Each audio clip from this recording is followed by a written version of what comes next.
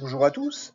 Alors aujourd'hui, je ne vais pas vous donner une solution écartée, je le ferai les prochains jours, mais je voudrais juste apporter une précision sur la chasse au trésor, parce que j'ai reçu beaucoup de questions qui portent sur les interactions entre les énigmes.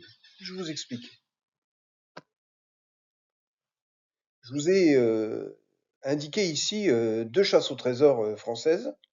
La première, c'est la célèbre chasse au trésor de la Chouette d'Or, qui a mis 35 ans, je crois, à être découverte.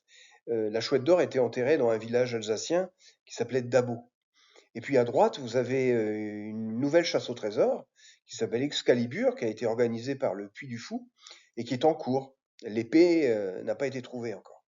Bon, ce qui caractérise ces deux chasses au trésor, c'est qu'il y a des interactions entre les différentes énigmes. Qu'est-ce que ça veut dire?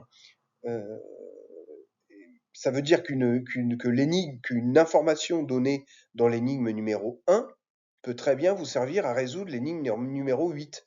Et inversement, une information, une image qui va vous être donnée dans l'énigme numéro 4 peut très bien servir à résoudre l'énigme numéro 1.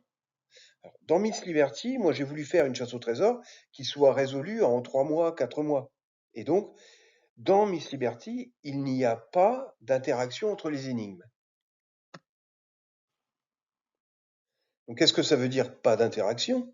Si par exemple je prends dans Miss Liberty l'énigme que vous voyez apparaître, eh bien ça veut dire que si la fontaine euh, qui est sur cette énigme vous aide à résoudre l'énigme, eh bien elle ne vous aidera à résoudre que cette énigme. Vous ne devrez pas utiliser la fontaine pour résoudre l'énigme précédente ou une des énigmes suivantes. Même chose pour le dragon jaune.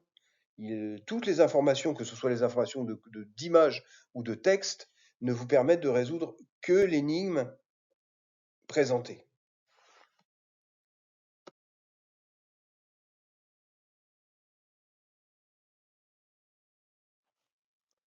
Voilà, j'espère que ça vous aidera à résoudre les énigmes une par une, tranquillement, et je vous souhaite une bonne chasse.